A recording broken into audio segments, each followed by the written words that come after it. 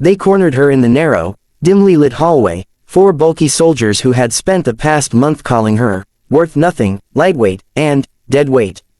Today, though, their insults sounded different. Less like jokes, more like a setup. She felt it before she saw it, the sudden silence behind her, the quiet closing of a door ahead, the shuffle of boots closing in. A trap, but Navy SEAL Chief Hale didn't flinch. She kept walking until the biggest soldier, Corporal Mason, stepped in front of her and slammed his palm against the wall, blocking her path.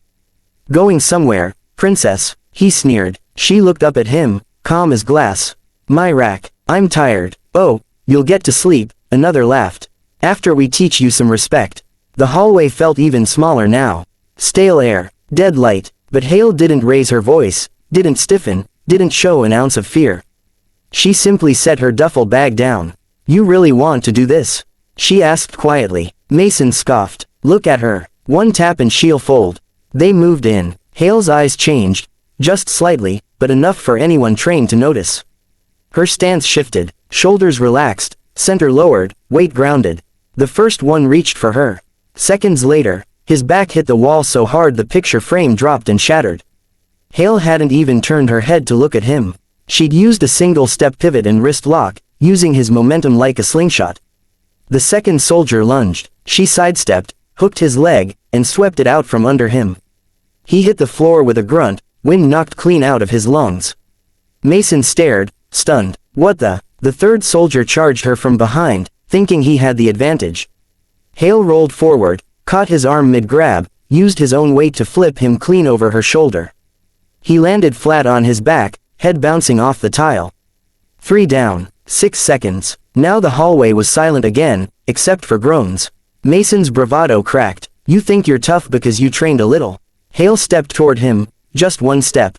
He stepped back. You boys never asked what my MOS was, she said softly. Or why my name's on a plaque in Coronado. One of the men on the floor croaked, Coronado, SEAL School. She didn't answer. She didn't need to. Mason panicked and swung wildly. Hale ducked under the strike, planted her foot, and delivered a controlled palm strike to his chest, not enough to break anything, but enough to flatten a man twice her size. He hit the ground like a dropped sandbag. She breathed once, slow and steady, then picked up her duffel bag. As she stepped over them, she said without anger, without pride, just truth. You mocked me for being quiet. But SEALs don't talk about what they can do. She paused at the doorway and glanced back. We show you. And she walked away, leaving 4 men who would never again forget the lesson. You never corner a SEAL. Word spread across the base by morning.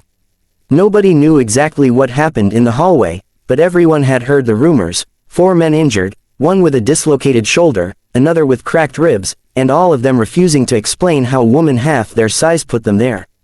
Hale woke early, ran her 5 miles as usual, ate breakfast alone, and reported for duty. Routine, controlled, calm, but the base wasn't calm. As she walked into the training yard, conversation stopped mid-sentence. Soldiers glanced at her with new eyes, not mocking, not dismissive, cautious. Some even respectful, not because they knew who she was, but because they suddenly realized they didn't. The 4 men she dropped tried to hide the bandages under their uniforms, pretending nothing had happened. But Mason, the biggest of them, couldn't hide the bruise stretching across his ribs, or the fear in his eyes when he saw her. Still, the base commander, Colonel Harland, wasn't satisfied with rumors. Chief Hale, he barked across the yard. Front and center, she marched up, posture perfect. Sir, I heard there was an incident last night, Harland said, studying her closely. 4 soldiers injured. Witnesses say you were involved. Sir, they cornered me. I defended myself with minimum force. Harland narrowed his eyes. Minimum force. Yes, sir. Mason shifted uncomfortably behind him, unable to meet anyone's eyes. The colonel folded his arms. You know what the problem is, Chief. These men still don't believe you used minimum force. Hale remained silent. She knew where this was going. So, Harland continued, you'll demonstrate your minimum force on someone who volunteers. He looked around. No one moved. No one wanted to step forward. Not after last night. Then a voice called out, I'll do it, sir. The crowd parted. Master Sergeant Riker, a mountain of a man, built like a tank, respected and feared equally. If anyone could withstand a demonstration, it was him. He stepped into the ring, cracking his knuckles. "Don't worry, Chief, I won't break you." Hale didn't respond. She simply walked to the center and took position. Harland raised a hand. "This is a controlled demonstration. Riker, attack on my signal." Chief Hale, respond with minimal force only. "Yes, sir," both answered. "Begin." Riker charged like a bull, confident he could overpower her through sheer strength. Hale moved once, just once, a sidestep, a wrist twist, a redirected charge. Before the crowd could blink, Riker was face down in the dirt, arm pinned, throat exposed but untouched. Hale didn't even breathe hard. Harland stared. Riker tapped the ground twice, tap out. She released him and stepped back. That, Hale said calmly to the colonel, was minimum force. The training yard erupted, not in cheers but in shock. Silence heavy, stunned, electrified. Harland exhaled through his nose, impressed despite himself. "Chief Hale, I think it's time the base knew your real file." Mason's face drained pale. Hale simply nodded. "Yes, sir. Because the truth was about to come out.